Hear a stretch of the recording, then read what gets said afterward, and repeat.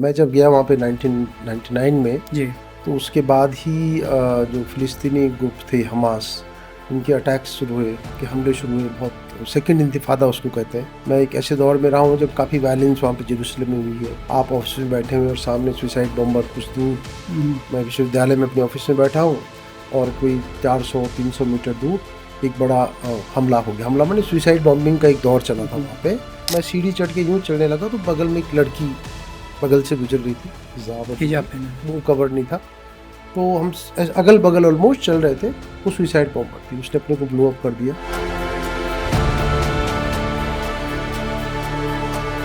अभी एक रिपोर्ट में देख रहा था, उसके अनुसार लगभग सिर्फ एक फ्रंट पे ही इजराइल को सिर्फ ईरान से लड़ने के लिए ही $725 मिलियन पर डे खर्च करने पड़ रहे हैं। फिर जैसा आपने भी जिक्र किया कि गाज़ा के साथ वो अलग से लड़ रहा है, कई फ्रंट्स पे इजराइल लड़ रहा है। तो आपके जो अनुभव हैं वहाँ इजराइल में लंबे समय तक रहने के, उनके आधार पे बताइएगा, क्योंकि वहाँ लगभग हमेशा ही वॉर टाइप सिचुएशन बनी रहती है सतत। वहाँ का जो आम नागरिक है वो इसे कैसे देख रहा है? तो नेतन्याहू जी जिस तरह से घिरे हुए हैं, मुझे नहीं लगता कि अगर आंतरिक सर्वे वहाँ पे हुआ है कि नहीं हुआ, कितने लोग सपोर्ट करते हैं ईरान के ऊपर हमले को, मैं भी दावे के साथ नहीं कह सकता। लेकिन मैं इतना जानता हूँ कि इजरायली सत्ता अलग है, लोग अलग हैं। इजरायली लोग शांति चाहते हैं। मेरे वहाँ का रहने का अनुभव है लंबा। लोग शांति चाहते हैं। फ्रांस के राष्ट्रपति ने बताया कि उनकी बात हुई है ट्रंप साहब से और उन्होंने कहा कि वो सीज फायर, युद्ध विराम कराने वाले हैं। थोड़ी देर में ट्रंप साहब ने उतर के कह दिया कि युद्ध विराम मैं बिल्कुल नहीं करा रहा हूँ, मैं तो युद्ध विराम से बहुत अच्छा और बहुत बड़ा कुछ करने वाला हूँ। उनका ये भी बयान आया है कि हमें पता है कि सुप्रीम लीडर ईरान का कहाँ है, हालांकि हम उसे अभी मारेंगे नहीं। ये उन्होंने ऑफिशियली बोल दिया है। ये भी उन्होंने कह दिया है कि अनकंडीशनल सरेंडर करे ईरान। दुनिया को और इजराइल को भी शायद ऐसा नहीं लगता था कि ईरान इतने शक्तिशाली ढंग से रिटेलिएट करेगा, जवाबी हमला करेगा, जो ईरान ने किया है।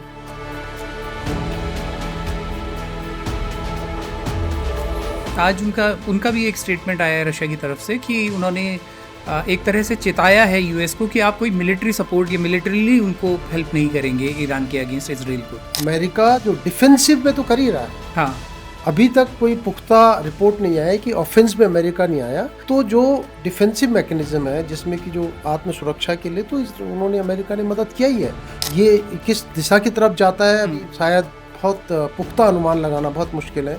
शायद दुनिया में एक ही आदमी अभी ट्रंप जो जानते हैं कि वॉर कहाँ जाएगा, कहाँ से।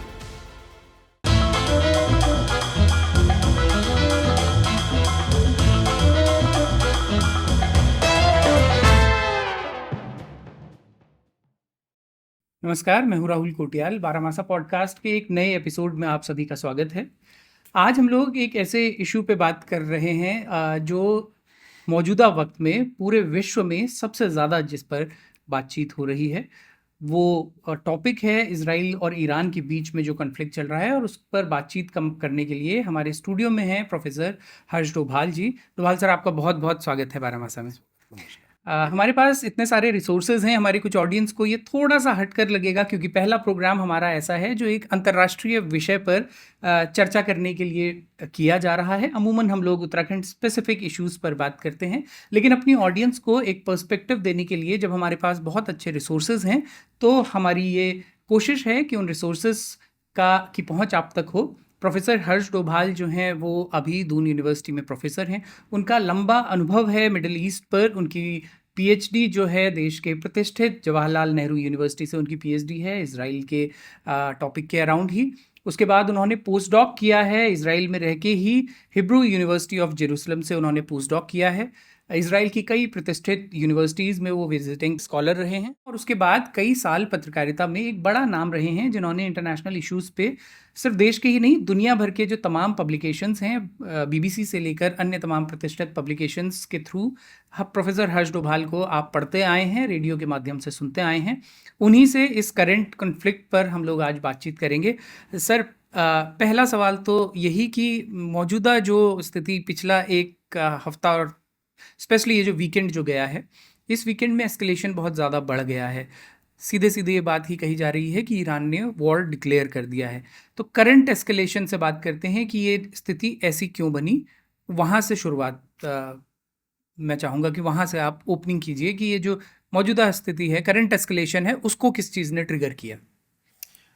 देखिए, कोई बहुत जो जिसको कहते हैं इमीडिएट ट्रिगर या प्रोवोकेशन तो कहीं से था नहीं। ईरान और इजराइल का झगड़ा पुराना है, मुझे लगता है थोड़ा सा इतिहास में जाएंगे इसके बाद। जी। ईरान ने जो फ्राइडे को पिछले कुछ दिन 11 तारीख शायद जो हमला किया, जो अकस्मात था, इजराइल ने ईरान के कुछ ठिकानों पर, और पिछले 5 से 6 दिनों की लड़ाई में ईरान के कई सैन्य अधिकारी, बड़ी उच्च स्तर के, उनके रिवोल्यूशनरी गार्ड, वहाँ 2-3 लेयर हैं आर्मी की, उनके चीफ, सेकंड जो लेयर है उसका चीफ, उनके इंटेलिजेंस चीफ, कई उनके मुखिया मारे गए। जो लीडरशिप है, जो सैन्य लीडरशिप है, मिलिट्री लीडरशिप, उनको ख़त्म किया। सेकंड लाइन लीडरशिप ने टेक ओवर किया है। ईरान ने भी रिटेलिएट किया। दुनिया को और इजराइल को भी शायद ऐसा नहीं लगता था कि ईरान इतने शक्तिशाली ढंग से रिटेलिएट करेगा, जवाबी हमला करेगा, जो ईरान ने किया है, और जिसमें कि अभी तक 24 इजरायली 20 से 24 के बीच बताए जाते हैं अलग अलग रिपोर्ट्स में मारे गए हैं। इजराइल के लिए मारा जाना उनके नागरिकों का बहुत अहम बात है, क्योंकि छोटा सा देश है और इजराइल और ईरान पड़ोसी नहीं है, बहुत दूर दूर देश है। यह सैकड़ों, मुझे लगता है 2000 प्लस किलोमीटर की दूरी है दोनों देशों में, और दोनों देशों की ऐतिहासिक दुश्मनी है, लेकिन ऐतिहासिक दुश्मनी बहुत पुरानी नहीं है। ये 79 के बाद की दुश्मनी है, इस्लामिक क्रांति के बाद की, इस्लामिक क्रांति के बाद की दुश्मनी है। अब मुख्य मुद्दा यह है कि इजराइल और इवन अमेरिका और कुछ और देशों का ये कहना है कि ईरान परमाणु हथियार बनाने की राह पर अग्रसर है, और ईरान जो क्षेत्रीय स्थिरता है उसके लिए खतरा है। ये इजराइल का एक तर्क है जिसको अमेरिका मानता है। अमेरिका और इजराइल पार्टनर्स हैं कूटनीतिक आपस में। इजराइल को अमेरिका का छोटा भाई इन अ वे आप फील्ड में मान सकते हो। इजराइल से ज़्यादा नज़दीक अमेरिका के क्षेत्र में कोई नहीं है, बाकी देश भी है। तो यहाँ से शुरू हुआ। उनका ये कहना है कि आपका हम परमाणु जो प्रोग्राम है उसको ध्वस्त करना चाहते हैं, नष्ट करना चाहते हैं, और आपको कई बार चेतावनी दी गई।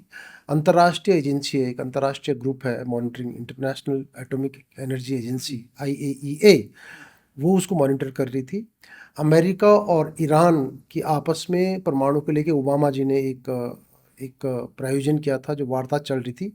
ट्रंप साहब ने अपने पहले कार्यकाल में उसको स्थगित कर दिया था, और इस बार उसकी वार्ता होने वाली थी, जिसमें शायद कुछ ऐसी डील होती कि ईरान परमाणु को हथियार में न बदले। जो ईरान कहता है कि हम शांति के तरीकों से, ऊर्जा के लिए हम इसका उपयोग कर रहे हैं, लेकिन ये देश ये मानते हैं कि ये खतरा है।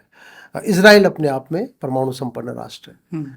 इजराइल इस बात को स्वीकारता नहीं है। एम्बिगियस जिसको कहते हैं पोजीशन है इजराइल की, लेकिन दुनिया को पता है कि इजराइल के पास परमाणु न्यूक्लियर वेपन्स हैं। हाँ, न्यूक्लियर वेपन्स हैं। कितने क्या है वो अलग दृष्टिकोण है। तो इस तरह से शुरू हुआ। तो जैसे कि हर युद्ध में होता है, आप ये तो जानते हैं कि आपके हाथ में युद्ध कब शुरू करना है, युद्ध ख़त्म कैसे होगा, किस दिशा में जाएगा, क्या बदलेगा दुनिया में, यह कहना बड़ा मुश्किल है। जिस तरह से चीज़ें खुल के आ रही हैं, जिस तरह से व्यापकता युद्ध की बढ़ रही है, जिस तरह से अमेरिका, आज ही राष्ट्रपति ट्रंप ने पहले कहा उन्होंने कि सीज फायर, मैक्रोन फ्रांसीसी प्रेसिडेंट ने, फ्रांस के राष्ट्रपति ने कहा कि G7 ग्रुप ऑफ 7 की जो कनाडा में मीटिंग हुई, उसमें उन्होंने आधे में छोड़कर उनको जाना पड़ा कि हाँ, उन्होंने बोला कि मध्य पूर्व का मुद्दा बहुत इंपॉर्टेंट है, मुझे वापस जाना है। वो बीच में छोड़कर चले गए। लेकिन फ्रांस के राष्ट्रपति ने बताया कि उनकी बात हुई है ट्रंप साहब से, और उन्होंने कहा कि वो सीज फायर, युद्ध विराम कराने वाले हैं। थोड़ी देर में ट्रंप साहब ने उतर के कह दिया कि युद्ध विराम मैं बिल्कुल नहीं करा रहा हूँ, मैं तो युद्ध विराम से बहुत अच्छा और बहुत बड़ा कुछ करने वाला हूँ। अब ये अच्छा और बड़ा का जो इंटरप्रिटेशन है, इसकी व्याख्या बड़ी अजीब सी है। अलग अलग लोग अलग अलग तरह से कर रहे हैं। उनका ये भी बयान आया है कि हमें पता है कि सुप्रीम लीडर ईरान का कहाँ है, हालांकि हम उसे अभी मारेंगे नहीं, ये उन्होंने ऑफिशियली बोल दिया है। ये भी उन्होंने कह दिया है कि अनकंडीशनल सरेंडर करे ईरान। हाँ, लेकिन ईरान के जो सुप्रीम लीडर हैं, ईरान की एक अजीब सी व्यवस्था है। वहाँ चुनाव होते हैं, वहाँ अलग अलग प्रोसेस है, पॉलिटिकल इंस्टीट्यूशंस हैं, लेकिन वहाँ पे जो धार्मिक नेता सुप्रीम होता है, और धार्मिक जो संस्थान है और जो राजनीतिक संस्थान है, इनका एक पेचीदा वहाँ पे इंटरप्ले, एक पेचीदा संबंध है। तो घुमा फिरा के जो फाइनल डिसीजंस होते हैं वो जो सुप्रीम लीडर होता है उसी के हाथ में। उसके पास होता है। उन्होंने भी कहा है कि हम सरेंडर नहीं करेंगे, नहीं नंबर 1, और उन्होंने यूएस को भी चेतावनी दी है कि हम आपके ठिकानों पे हमला हम्म। करेंगे। ट्रंप का ये कहना कि हमने अभी तक उनको मारा नहीं है, एज ऑफ नाउ उन्होंने कहा, एज ऑफ नाउ। तो ये भी, इसकी भी कई इंटरप्रिटेशन है कि क्या मतलब, एज ऑफ नाउ का मतलब क्या है, आपने अभी तक नहीं मारा, क्या मारेंगे। और कुछ रिपोर्ट्स ये भी आए हैं कि इससे पहले नेतन्याहू साहब को अमेरिकी राष्ट्रपति ने रोका है उनको मारने के लिए, उनको उनकी जी। योजना थी, क्योंकि ईरानी काफ़ी बाकी लीडरशिप मारी जा रही है। इसमें इससे पहले उन्होंने सीरिया में, डेमस्कस में ईरान के कुछ बहुत ही वरिष्ठ सैन्य अधिकारियों को, टॉप लीडरशिप को मारा है। तो लगातार ये चल रहा है, और ये किस दिशा में कहाँ तक जाएगा इसको अभी कुछ कह नहीं सकते। और इसमें बहुत दिलचस्प बात ये भी है कि इजराइल इस समय केवल ईरान के साथ नहीं लड़ रहा है, बल्कि गाजा में, आज भी गाजा में 10-11 लोगों की मौत अभी रिपोर्ट आई है, कल 50 से ज़्यादा लोग मारे गए। तो गाजा में जो पिछले अक्टूबर को 20 महीने पहले जिस तरह से हमास के कुछ लोगों ने, जो एक चरमपंथी आतंकवादी संगठन है, इजरायली नागरिकों पर हमला किया था, नागरिकों पर, उसके बाद जो इजराइल की वहाँ पे गतिविधि है, जो इजराइल के आक्रमण और हमले हैं वो लगातार चल रहे हैं, उनमें कोई रुकावट नहीं आई है। तो इजराइल एक तरफ हमास को गाजा में युद्ध लड़ रहा है, युद्ध क्या, एक तरफा सैनिक कार्रवाई है, दूसरी तरफ ईरान पे फ्रंट खोल दिया है। हाउथीज है यमन में, बहुत इंटरेस्टिंग है, यमन में एक ग्रुप है हाउथीज, जिसको कि ये माना जाता है कि ईरान सपोर्ट किया है। हाउथीज ने वहाँ की कैपिटल पे और उत्तर के भाग में कब्जा कर रखा है, और अमेरिका और इजराइल और कुछ पश्चिमी देश उनके खिलाफ है।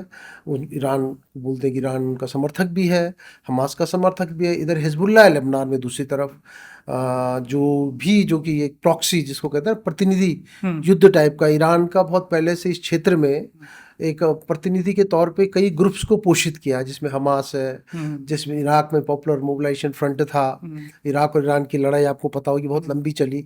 असल में कई लेयर्स हैं इसमें ना, ये बहुत एक वार्ता में समझने वाली थोड़ा मुश्किल है। लेकिन मोटी मोटी बात है कि इजराइल ये मानता था अभी तक कि ईरान इजराइल के खिलाफ कई मोर्चों पर अपने प्रतिनिधियों को उन्होंने खड़ा किया, और इजराइल को उनसे लड़ना पड़ता था। लेबनान में हिजबुल्लाह से, पैलेस्टाइन में हमास से, इस्लामिक जिहाद से, अभी यमन में अमेरिका और इजराइल और बाकी हाउथीज वहाँ पर हैं, जिसको सऊदी अरेबिया का भी उनके खिलाफ है, ईरान का सपोर्ट है हाउथीज को, और मुस्लिम ब्रदरहुड है। तो इस तरह के कई जो प्रॉक्सी वॉर तो वहाँ चल ही रहे थे लगातार। इजराइल का तर्क यह है कि प्रॉक्सी वार बहुत हो गया, हम डायरेक्ट कन्फ्रंट ईरान को करेंगे, और ये हमले जारी हैं। ईरान अभी अकेला तो दिख रहा है, लेकिन कहीं ना कहीं आगे की दिशा इस बात से निश्चित होगी कि रसा, जो कि अपने आप में यूक्रेन में युद्ध में फंसा हुआ है, और यूक्रेन के युद्ध में ईरान ने, जो रिपोर्ट्स हैं, रसा को ड्रोन में मदद की थी। आज उनका भी एक स्टेटमेंट आया है रशिया की तरफ से कि उन्होंने एक तरह से चेताया है यूएस को कि आप कोई मिलिट्री सपोर्ट या मिलिटरीली उनको हेल्प नहीं करेंगे ईरान के अगेंस्ट इसराइल को। नहीं, अमेरिका जो डिफेंसिव में तो कर ही रहा है। हाँ, अभी तक कोई पुख्ता रिपोर्ट नहीं आया कि ऑफेंस में अमेरिका नहीं आया, लेकिन इजराइल जो ईरानी हमले हुए हैं उनको रोकने में, जो उसका एरो और आयरन डोम, उनके दो एंटी मिसाइल सिस्टम्स हैं, बहुत इफेक्टिव हैं। इजराइल दुनिया में जो सैन्य तकनीक उसमें टॉप देशों में एक है, मतलब सबसे आधुनिक उससे लैस है इजराइल। तो जो डिफेंसिव मैकेनिज्म है, जिसमें कि जो आत्म सुरक्षा के लिए, तो उन्होंने, अमेरिका ने मदद किया ही है। अभी ऑफेंस में अमेरिका ओपनली सामने नहीं आया है, लेकिन ये कहना कि हमें पता है आप कहाँ छुपे हैं, हमने आपको अभी तक मारा नहीं है, और ये किस दिशा की तरफ जाता है अभी शायद बहुत पुख्ता अनुमान लगाना बहुत मुश्किल है। शायद दुनिया में एक ही आदमी अभी, ट्रंप, जो जानते हैं कि वॉर कहाँ जाएगा, कहाँ तक जाएगी, शायद वो भी नहीं जानते, लेकिन उनके कूदने से, अमेरिका के कूदने से शायद दूसरे प्रपोर्शन ले लेगा ये वॉर, क्योंकि रसा है, चाइना है, अरब देश हैं बाकी यहाँ पर, जिनका कि अमेरिका से दोस्ती भी है, और जिनका कि ट्रेडिशनल तरीके से देखें तो ईरान के साथ तो एक तरह से हॉस्टिलिटी है, दुश्मनी है कुछ मामलों में, लेकिन कहीं ना कहीं फिर इस्लाम वाला लॉजिक भी आ सकता है। और इसको हम कोशिश करेंगे सर कि आगे आने वाले सेगमेंट्स में भी, और क्योंकि एक, जैसा आपने जिक्र भी किया कि एक वार्ता में इसको समेटना काफ़ी मुश्किल है, तो हम कोशिश करेंगे कि स्पेसिफिकली आगे एपिसोड्स इस तरह से बनाएं जिसमें हम धार्मिक एवोल्यूशन कैसे रहा ईरान का, सोशली कल्चरली ईरान में जो डिफरेंसेस आए वो भी एक फैक्टर बनते हैं, उन पर हम चर्चा करेंगे। उसके इर्द गिर्द मिडिल ईस्ट की और इसराइल की जो बाकी देशों के साथ में भी लगातार वो इतने फ्रंट्स पे लड़ रहा है। तो लेकिन अभी इसको इसी दिशा में आगे बढ़ा के चलते हैं कि जो मौजूदा सिचुएशन है, अभी एक रिपोर्ट में देख रहा था, उसके अनुसार लगभग सिर्फ एक फ्रंट पे ही इसराइल को सिर्फ ईरान से लड़ने के लिए ही $725 मिलियन पर डे खर्च करने पड़ रहे हैं। फिर जैसा आपने भी जिक्र किया कि गाज़ा के साथ वो अलग से लड़ रहा है, कई फ्रंट्स पे इसराइल लड़ रहा है। तो आपके जो अनुभव हैं वहाँ इसराइल में लंबे समय तक रहने के, उनके आधार पे बताइएगा, क्योंकि वहाँ लगभग हमेशा ही वॉर टाइप सिचुएशन बनी रहती है सतत। तो दो सवाल हैं। एक तो ये कि वहाँ का जो आम नागरिक है वो इसे कैसे देख रहा है, क्योंकि ये भी कहा जा रहा है कि ट्रंप ने और नेतन्याहू ने भी ये कहा कि ये सिर्फ न्यूक्लियर शक्ति बन जाने से रोकने की ही बात नहीं, हो सकता है कि सत्ता परिवर्तन तक की भी बात हो, बात आगे भी जाए। तो क्या रिजीम बदलने की स्थितियां आम लोगों की सहमति के बिना तो नहीं हो सकती? तो वो क्या पूरी तरह से ईरान वाले जो हैं पूरी तरह से अपने जो सुप्रीम लीडर है उसके साथ फिलहाल हैं, उनके जो पॉकेट्स हैं, जो पावर सेंटर्स हैं, उनमें किसी तरह का रिबिलियन ऐसा नज़र आता है कि बात वहाँ तक भी पहुँच जाए कि वहाँ पर एक बड़ा चेंज हो जाए, पॉलिटिकली सिचुएशंस बदल जाए? देखिए, जब भी कोई राष्ट्र किसी दूसरे राष्ट्र के साथ युद्ध में जाता है और जो थ्रेट परसेप्शन है, दुश्मनी का परसेप्शन जब क्रिएट होता है, तो जो आंतरिक भेदभाव है आपस में, जो आंतरिक डिफरेंसेस हैं, वो मिट जाते हैं और देश की जनता अपने नेता के पीछे हो जाती है। जैसे कि हमारे देश में भी पाकिस्तान इंडिया का जो हुआ, उसमें सारा विपक्ष मोदी जी के पीछे था, है ना, लेफ्ट राइट सेंटर सारे। तो ईरान में जैसे आपने कहा, कभी और चर्चा करेंगे, 79 से पहले राजशाही थी और इजराइल दोस्त था, पश्चिम की तरफ झुकाव, यूएस भी दोस्त था, पश्चिम की तरफ झुकाव था ईरान का। और लेकिन वहाँ पे एक तरह का धार्मिक उन्माद भी हो रहा था। और उस समय जो अयतुल्ला रोहिल्ला खुमैनी जो बाहर से आंदोलन कर रहे थे, आंदोलन बड़ा हुआ, उग्र हुआ और सत्ता परिवर्तन हुआ। और शाह ऑफ ईरान 1979 में जिन्होंने अधिकार भी दिए थे, जो एक तरह से बहुत से चार्जेस भी थे करप्शन के बहुत सारे, वो खत्म। तब से ईरान में एक तरह का जो थियोक्रेसी जिसको हम कहते हैं, एक ऐसा राष्ट्र जिसमें कि धर्म और उसका सरकार का एक गोलमेल है, उस तरह का एक धार्मिक राष्ट्र ईरान बना है। तो डिफरेंसेस वहाँ पर हैं। वहाँ पे औरतों के अधिकार बहुत कम रहे हैं। श्री निबाती एक है, उनको नोबेल पीस प्राइज मिला है महिलाओं के अधिकार और कई अधिकारों के लिए। महिलाओं को बहुत सारे अधिकार नहीं है वहाँ पे, और कई तरह के अधिकारों का हनन है जहाँ, क्योंकि इस्लाम और कुरान और इससे रूल्ड है सारा मामला, इससे शासित है सारा मामला। लेकिन ऐसे समय पे सब जुड़ गए थे। बहुत मुश्किल है कहना कि लोग उनके साथ नहीं है। मुझे लगता है कि ईरानियन डिफरेंसेस तो हर जगह होते हैं, लेकिन इस मौके पे शायद, जो कि इजराइल में भी हो रहा है, इजराइल में नेतन्याहू जी के खिलाफ पिछले 2 सालों में सैकड़ों हजारों लोग प्रोटेस्ट कर रहे हैं सड़कों पे। जैसे ट्रंप जी के खिलाफ अमेरिका में 2-4 दिन पहले मिलिट्री परेड के खिलाफ। तो इजराइल में अब ईरान के मुद्दे पे इजराइल का बहुत विरोध नहीं है लोगों का उनके खिलाफ, जो मैं रिपोर्ट्स पढ़ रहा हूँ। तो इसी तरह से मुझे लगता है कि जब 2 राष्ट्र इस तरह की लड़ाइयाँ होती हैं, तो ऐसा तो नहीं है कि अगर वहाँ पे सत्ता परिवर्तन होता है, रिजीम चेंज होता है, तो सडनली ईरान के सारे लोग जो नया या जो सत्ता परिवर्तन करा रही हैं ताकतें, उनके साथ हो जाएंगे। ऐसा नहीं है। लेकिन ये सवाल ऐसे कि इनका बहुत सीधा उत्तर अभी है नहीं। ये जरूर है कि ईरान में आंतरिक समस्याएं थी। अगर जिस तरह से टारगेटेड किलिंग्स वहाँ पर हुई हैं, कुछ खबरें ऐसी भी हैं कि सारे बॉम्ब्स इजराइल से नहीं गए, कुछ ड्रोन्स ईरान के अंदर से भी दागे गए हैं। तो कहीं ना कहीं ईरान के अंदर जो घुसपैठ खुफिया मोसाद का उसमें बोलते हैं कि एजेंसीज ने बनाई हैं, वो लोकल लोगों के साथ बनाई हैं। और जो लोकल लोग उनके साथ हुए, वो कहीं ना कहीं उनका भेदभाव है या उनको समस्या है करंट सत्ता से। तो ये तो है ये। लेकिन ये कहाँ तक जाता है, कितने लोग, ये कहना बहुत मुश्किल है। ये जरूर कह सकते हैं कि एक अजीब सी स्थिरता और एक अनसर्टेनिटी जिसको कहते हैं, उस जगह पर अभी हम लोग खड़े हैं। क्योंकि ईरान इजराइल का युद्ध केवल 2 देशों का युद्ध नहीं है। ऑलरेडी हमारे यहाँ पेट्रोल तेल की कीमतें बढ़ चुकी हैं। वहाँ पे एक होम्स, क्या नाम है उसका, एक भाग है, 22 किलोमीटर का जो एक पैच है, उस पैच को अगर ईरान ने रोक दिया तो पूरी दुनिया की इकोनॉमी को प्रभावित करेगा। और दूसरी बात यह है कि हॉर्मुज़ स्ट्रेट, दूसरी बात एक ध्यान देने की भी है कि केवल अटैक केवल परमाणु जगहों पे नहीं हो रहे, आर्थिकी को खत्म करने की, उनके ऑयल फील्ड्स को टारगेट ऑयल लगातार फील्ड्स किया हो जा गया, रहा है। वहाँ के जो इंस्टॉलेशंस हो गए, हाँ, परमाणु के जो जहाँ पे भी परमाणु लॉन्चर्स हैं कि ये भी कहा जा प्रोजेक्ट्स रहा हैं है कि उनमें है। उसी तरह से ईरान ने तेल अवीव और हाइफा पे हमला किया, जेरूसलम पे नहीं किया, क्योंकि जेरूसलम में यहूदी, ईसाई और मुस्लिम 3 लोगों का धार्मिक स्थल है वो। मुस्लिम्स का second holiest, second third, Christians का भी होलीस्ट में एक है, और यहूदियों को तो सबसे पवित्र स्थान जेरूसलम है। तो जेरूसलम को उन्होंने नहीं छेड़ा, उससे कुछ आस्थाएं आहत हो सकती थी। तेल अवीव आर्थिक राजधानी है, और हाइफा जो एक पोर्ट सिटी है जिसमें पहाड़ भी है, मैं रहा हूँ वहाँ पे, जिसमें समुद्र भी है, पहाड़ भी है, प्लेन भी है, और जिसमें सारे समुदाय हैं। वहाँ पे अरब मुस्लिम्स भी हैं, वहाँ पे क्रिश्चियंस भी हैं, वहाँ पे बहाई है एक कम्युनिटी, बहाई, और बहाइयों का बहुत बढ़िया गार्डन और केंद्र है। और वहाँ पे यहूदी तो वहीं हैं, लेकिन वहाँ पे बहुत सारी बंदरगाह हैं इनके वहाँ पर। हमारे यहाँ के अदानी जी का भी वहाँ पे इन्वेस्टमेंट है। तो उन्होंने हाइफा और तेल अवीव जो इनकी इकोनॉमिक एक्टिविटी के, आर्थिक संचालन के केंद्र हैं, जो उनकी, जिसको कहते हैं कि मेन वो हैं, उन पे हमला किया है। तो कहीं ना कहीं एक दूसरे के जो आर्थिक सेंटर्स है, उनकी आर्थिकी, उनकी सैनिक, और इजराइल ने मोसाद जो उसके बता रहे हैं, जो रिपोर्ट्स आ रही हैं कि उसके हेडक्वार्टर्स पर भी हमला किया है। तो जो सैन्य प्रतिष्ठान है, जो खुफिया प्रतिष्ठान है, और जो आर्थिकी के केंद्र हैं, दोनों देश उन पर हमला लगे हुए। लेकिन जाहिर सी बात है कि ईरान और इजराइल की कैपेबिलिटीज़ में बहुत अंतर है।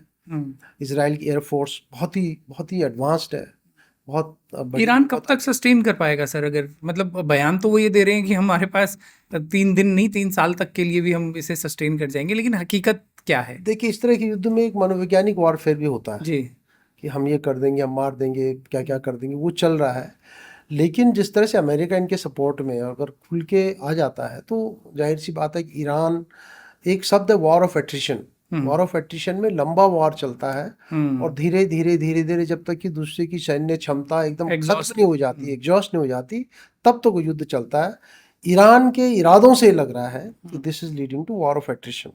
लेकिन जैसे मैंने कहा कि इस तरह की एक बहुत तेजी से बदलते ग्लोबल ऑर्डर में, जहाँ की कोई वैश्विक, जिसको कहते हैं लीडरशिप नहीं है अभी, जिसका कि नैतिक प्रभाव हो, नैतिक दबाव हो, क्योंकि अब ट्रंप साहब की क्रेडिबिलिटी नीचे जा रही नहीं है।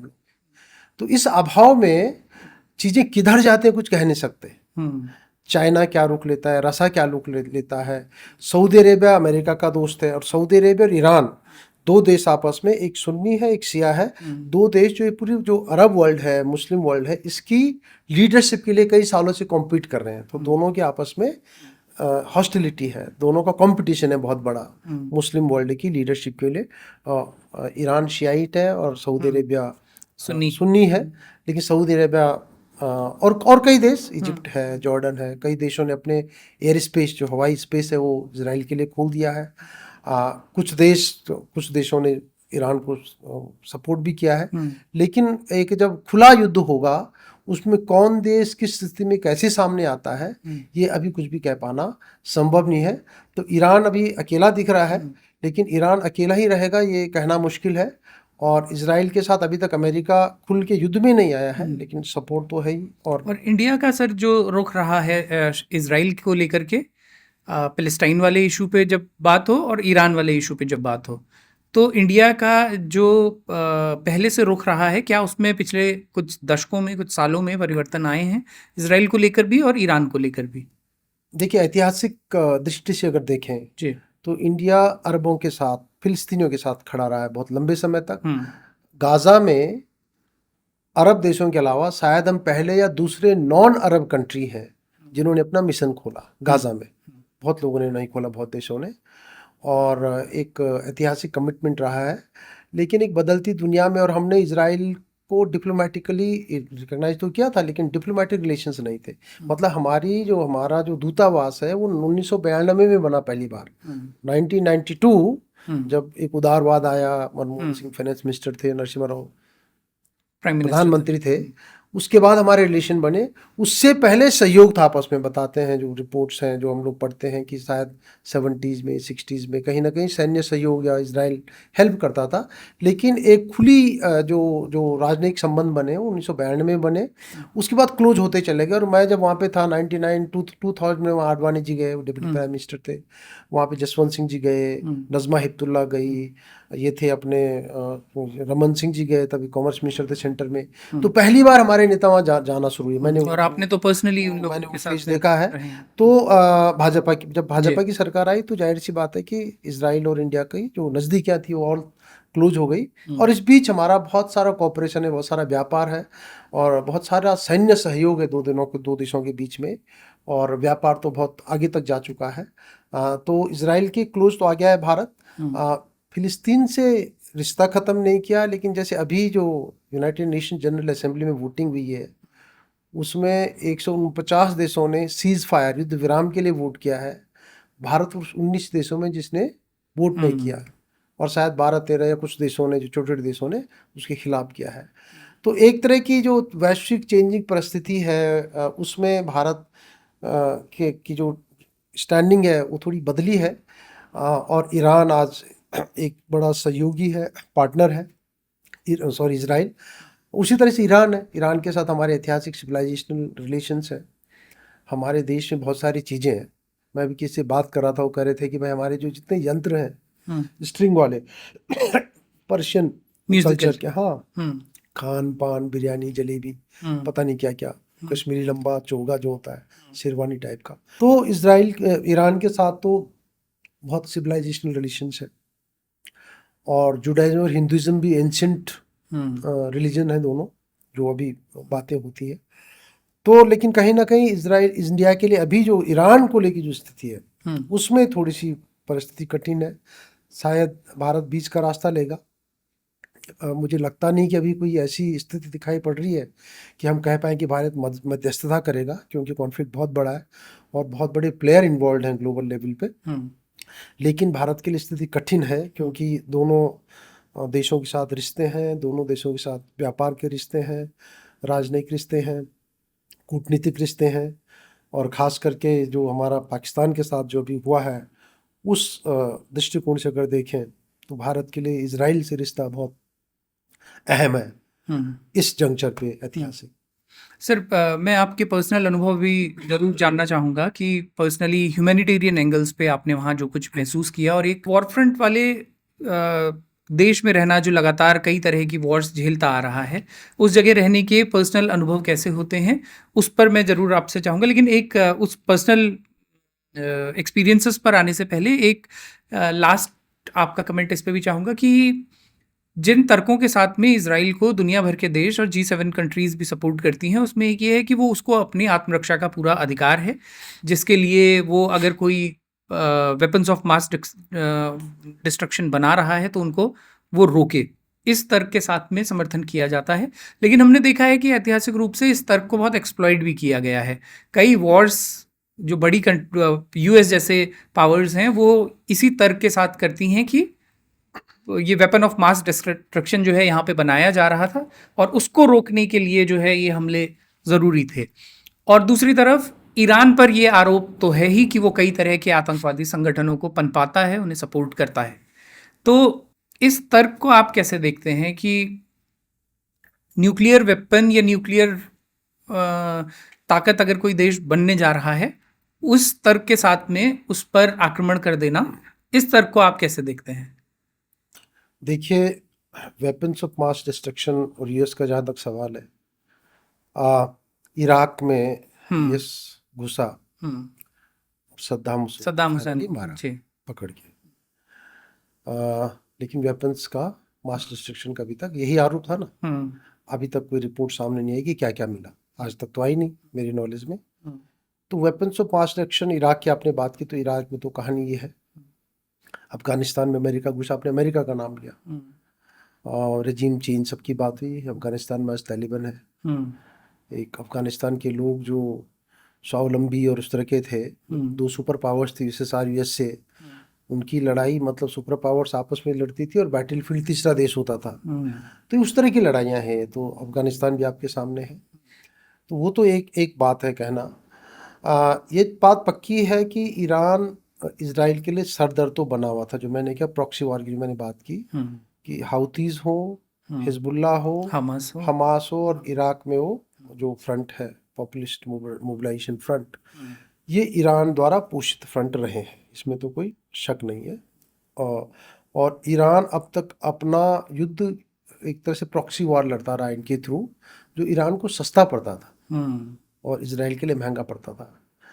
अभी खबरें ऐसी भी आ रही हैं कि शायद अभी ईरान पुरानी जो मिसाइल्स थी उनको यूज़ कर रहा है, क्योंकि जब एक मिसाइल आती है उसकी जो कॉस्ट होती है दागने की जो, और जो एंटी डिफेंस है वो कई गुना ज़्यादा है। हम्म। तो आपने मिसाइल दागी माना 500 रुपए की, हम्म। और उसको नष्ट करने के लिए जो उसको भेजी काउंटर गई वो करने पता लगा 4000 की है। हम्म।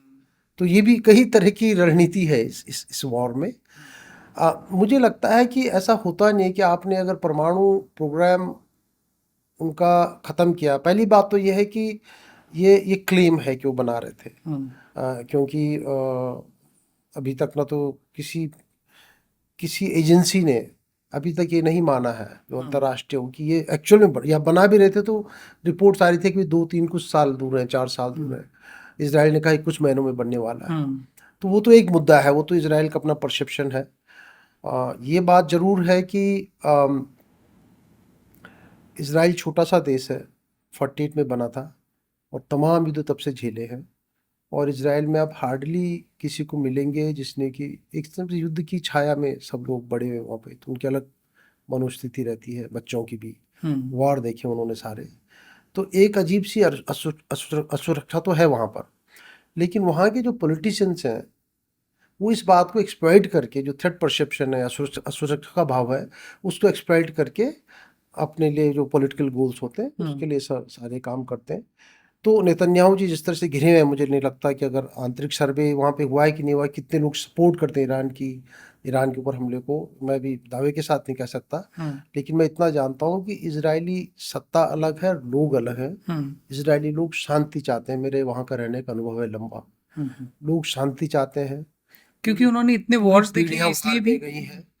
आप किसी का ऐसा भी, जो हमास इनकी जो वायलेंस रही है, आप शायद ही किसी इजरायली को मिले जिसका कोई जानने वाला रिश्तेदार, बहन का जो कोवर्कर है ऑफिस में, जो कि किसी न किसी तरह से इन हिंसाओं का शिकार या प्रभावित ना हो हिंसाओं से। तो ये तो बात पक्की है, उसको हम डिनाई नहीं कर सकते, क्योंकि इसराइल को ना एक ही प्रिज्म से देखा जाता है। इसराइल अभी एग्रेसर है, इसराइली सरकार है। अब सरकार में भी कई मत है। मैं भी एक लॉ मेकर को सुन रहा था, वहाँ के जो सांसद हैं वो उनको क्रिमिनल बोल रहे हैं। वार, एक फॉर्मर प्राइम मिनिस्टर है वहाँ के और इसी पार्टी के जिसके नेतन्याहू हैं, वार क्राइम बता रहे हैं गाजा में जो हुआ है। मेयर थे, उनको मिला हुआ, मेयर थे वो जेरूसलम के, प्रधानमंत्री रह चुके हैं, वार क्राइम बता रहे हैं इसराइल ने जो गाजा में किया है। ये भी हो रहा है, अंदर के ही लोग, अलग अलग पार्टीज हैं वहाँ पे, पॉलिटिकल डाइवर्सिटी है काफ़ी। तो ये जो वेपन्स ऑफ मास डिस्ट्रक्शन वाला लॉजिक है, ये थोड़ा सा अजीब है, इसके साथ एग्री करना थोड़ा मुश्किल है, क्योंकि जो इतिहास रहा है इस लॉजिक का, वो थोड़ा सा डिसीट वाला है। और मैं तुम्हें बोलूँगी तुम्हारे पास वेपन है और मैं तो खुद रखे हुए हूँ, ये भी तो है। तो ये डिप्लोमेसी की भाषा है। और जो अभी चल रहा है, ये जो मुझे लगता है कि एक एक वेस्ट, जैसे G7 देशों ने पूरा जिस तरह से इन अ वे इसराइल के पक्ष में ही खड़े दिख रहे हैं लगभग सारे G7 कंट्रीज, डायरेक्टली नहीं, कुछ डायरेक्टली, कुछ दूसरे भाव से, और अमेरिका तो ही है। उस तरह से एशिया भी।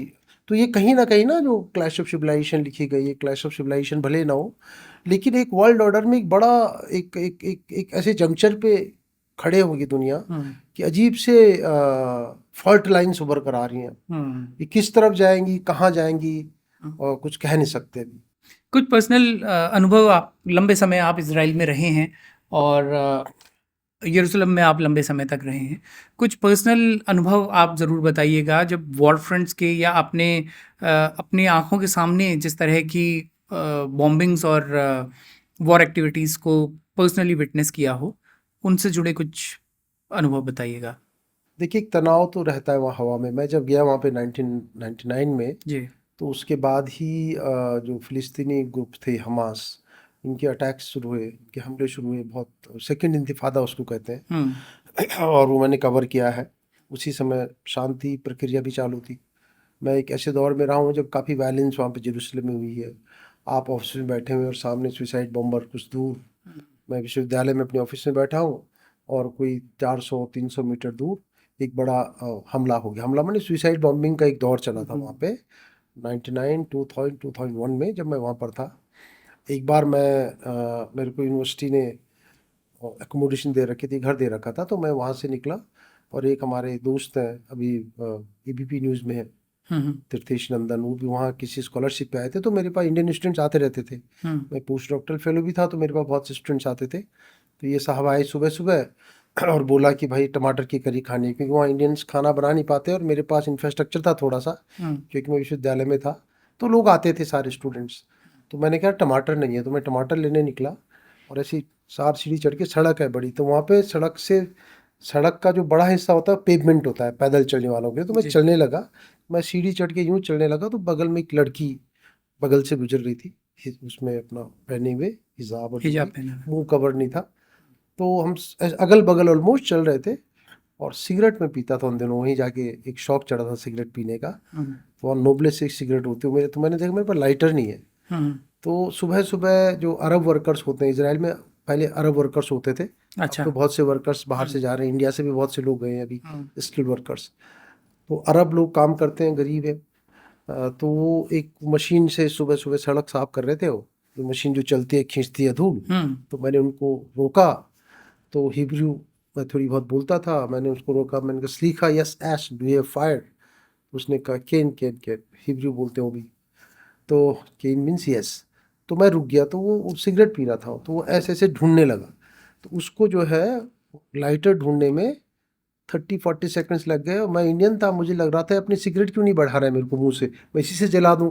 वहाँ वो जलाते नहीं है ऐसे, हमारी कल्चर में सिगरेट से सिगरेट जला लेते हैं ना। तो उनको 30-40 सेकंड लग गया, तो मुझे लगा, तो मैंने लिया और 1-2 कस सिगरेट के मारे होंगे, आगे बढ़ा और देखा कि जो लड़की मेरी, हम एक ही स्टोर में जा रहे थे, मार्केट स्टोर में, मुश्किल से 50-60 मीटर का डिफरेंस था तब तक। तो मैं मार्केट स्टोर के बाहर उसको बुझा देता, फेंक देता। वो सुसाइड बॉम्बर थी, उसने अपने को ब्लो अप कर दिया। और थोड़ी देर के लिए तो मैं मतलब आप वो लाइटर के लिए जितनी मतलब देर रुके उतनी देर में ही वो गैप ये तो आपके और सबसे उसके बीच क्लोज का था बढ़ मेरा, गया। सबसे क्लोज था। मैंने रिपोर्ट भी की पीटीआई में। 2 दिन बाद हिंदुस्तान टाइम्स के किसी सीनियर एडिटर ने मेरे को फ़ोन किया, पता लगा, तो मेरा एडिटोरियल एक छपा हुआ है हिंदुस्तान टाइम्स ने, उसमें मेंशन है ये बात कि भाई किस तरह से बाल बाल बचा, शायद सिगरेट ने। इसके अलावा एक बार एक बस में जा रहे थे, आगे वाली बस का पूरे पीछे का हिस्सा उड़ गया और जिस बस में हमें, उसके ड्राइवर का पूरा शीशा टूट गया। प्लस जब आप उस समय जब आप निकलते हैं तो कहीं भी जो यरूशलेम की गलियों में, कहीं भी कैफ़े, मार्केट प्लेस में चलते हुए, सब्जी मार्केट आप खरीद रहे हैं, कहीं पर भी जो ये आत्मघाती बॉम्बिंग जिसको कहते हैं, सुसाइड बॉम्बिंग, ये हो सकती थी। उस दौर में मैं वहाँ पर रहा हूँ, सबसे नज़दीकी मेरा ये था। तो जेरूशलम, क्योंकि वो किसी और दिन की चर्चा का हिस्सा है, जेरूशलम एक ऐसा शहर है जो कि बहुत प्यारा शहर है, जिसमें चलते हुए आपको इतिहास की सुगंध भी आती है, जहाँ पर राजनीति और जमीन और धर्म, इन तीनों का जो मिश्रण है वो बहुत ही कॉम्प्लेक्स है, बहुत जटिल है का समागम, जो कि विस्फोटक भी है, जो कि दुनिया के वर्ल्ड ऑर्डर को इमीडिएटली प्रभावित करने की क्षमता रखता है। यही कारण है कि ईरान ने भी तक जेरूसलम पे कोई अटैक नहीं किया। और भी बहुत सारे इस तरह के, ये एक आपने पूछा तो एक है। बाकी उस स्थिति में तो कुछ ना कुछ, अगर आप एक इंडियंस के लिए भी था कि अगर आप अरब इलाकों में है तो उनको लगता था कोई यहूदी है, मैं थोड़ा सा फेयर दिखता हूँ, तो वहाँ भी कुछ अनुभव है कि पत्थर वत्थर मार दिए बच्चों ने पीछे से कि यहूदी यहूदी कह के, वहाँ भी बच्चे अपने को बचा के निकले। और इधर कहीं जा रहे हैं तो इनकी जो एक पुलिस होती है, बॉर्डर पुलिस, आप जा रहे हैं जैकेट पहन के, उसने रोक दिया, बोला हाथ खड़े करो, हाथ खड़े कर दिए, चेन खोलो तो चेक कर देगा कि सुसाइड बॉम्बर तो नहीं है उस दौर में। तो I have been suspected for being a Palestinian by Israelis and being a Yahudi by Palestinians. And otherwise as a Indian उस समय पे इंडियन के लिए बहुत प्यार है वहाँ पे, जो जो इजरायली लोग हैं, इंडिया से बहुत ही उनका बहुत ही जिसको कहते हैं ना कि बहुत प्यार और उसकी दृष्टि से भारत को देखते हैं। भारत की फिल्में वहाँ पर देखी जाती हैं। वहाँ पर एक बार एक गाना चला था यहाँ पे, दिल तो पागल है। दिल तो हम्म। पागल है पर जब मैं वहाँ पर था तो एक एडवर्टाइजमेंट बन गया था हिब्रू में। अच्छा। इतना फेमस वो गाना हुआ था अच्छा। क्योंकि हर साल इजराइल में, छोटा देश है जैसे मैंने कहा, वॉर में रहा है हर समय, युद्ध में। तो हर यूथ को, हर नौजवान को, लड़का हो या लड़की, एक सर्टेन उम्र में आर्मी में रहना होता है। तो अपना स्कूलिंग करते हैं, आर्मी जाते हैं लड़के लड़कियां, और आर्मी से आने के बाद यूनिवर्सिटी जाने से पहले या कुछ काम करने से पहले 1-2 साल के लिए निकल जाते हैं। भारत में बहुत से लोग आ रहे हैं पिछले 20-30 सालों में। भारत उनका बहुत बड़ा आकर्षण है। और भी देश हैं, थाईलैंड है, और उसमें भी नॉर्थ इंडिया तो specially north India Himachal, specially, Uttarakhand. हाँ बहुत ज़्यादा। आप कसार देवी चले जाओ अल्मोड़ा में, वहाँ मिल जाएंगे आप। मनाली तो हाँ, एक बड़ा तो हब है। एक छोटे देश में जहाँ कि आप आर्मी करके आए, मतलब इसराइल क्या है, 10 मिलियन पीपल से कम है सब मिला के, जितनी जितनी तेहरान की पॉपुलेशन है, या जितनी उत्तराखंड, मतलब छोटा सा देश है। और अचानक से यहाँ इस एक बड़ा देश, नदी, वहाँ जॉर्डन रिवर, एक बार मैं क्या बोला जॉर्डन रिवर है, तो हमारे यहाँ जो खाला होता है ना, ऐसे था छोटा सा। तो मैंने पूछा कि रिवर कहाँ है, बोला ये जॉर्डन रिवर है। अब मुझे यहाँ ब्रह्मपुत्र और गंगा देखने की आदत है। तो वहाँ छोटा सा देश है, तो एक खुले उसमें इतनी विविधता, जलवायु की, क्लाइमेट की, लोगों की। तो यहाँ आते हैं पहली बार, और उसके बाद वो काफ़ी भारत के प्यार में रहते हैं हमेशा, लंबे समय तक। और भारतीय खाना वहाँ पे बहुत प्रसिद्ध है। भारतीय संगीत काफ़ी सुना जाता है। तो जो लोग, पीपल टू पीपल जो इंटरेक्शन हो काफ़ी ज़्यादा, हमारे स्टूडेंट्स बहुत हैं वहाँ पे। इसराइल जैसे हम जानते हैं, साइंस में, मेडिकल में, कृषि के क्षेत्र में उनकी अनुसंधान, रिसर्च बहुत आगे है।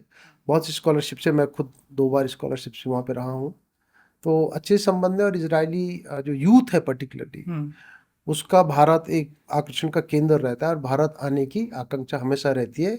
और लाइफ टाइम में ज़्यादातर लोग भारत आ जाते हैं, मतलब 20 से 30 वर्ष की उम्र में अमूमन इजरायली भारत आ जाएगा किसी न किसी फॉर्म। इस पर एक सेपरेटली जेरूसलम की लाइफ पर कैसे कल्चरली वहाँ का क्या माहौल है, रिलीजन कितना इम्पोर्टेंट रोल प्ले करता है, और वही एक ड्राइविंग फैक्टर तक बन जाता है, इस पर सेपरेटली एक पॉडकास्ट करेंगे। और बहुत बहुत शुक्रिया सर, आपने बहुत शॉर्ट नोटिस पे हमको टाइम दिया, बहुत बहुत शुक्रिया। तो ये थे प्रोफेसर हर्ष डोभाल। हमारी कोशिश है कि आज की इस वार्ता में जिन पहलुओं को बहुत ऊपरी तौर से छुआ गया है, उन पर विस्तार से, क्योंकि हर एक सब्जेक्ट इतना कॉम्प्लेक्स है कि उस पर विस्तार से लंबे समय की ज़रूरत है।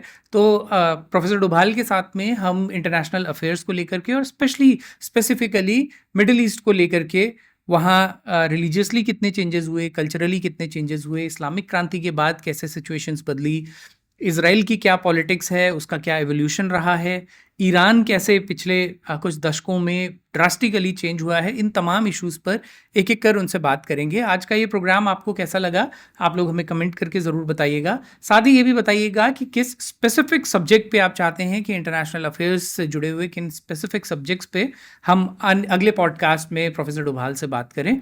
तो प्रोफेसर डोभाल, आपका एक बार फिर से बहुत बहुत शुक्रिया। बारामासा का बहुत बहुत धन्यवाद। तो देखते रहिएगा, जुड़े रहिएगा बारामासा।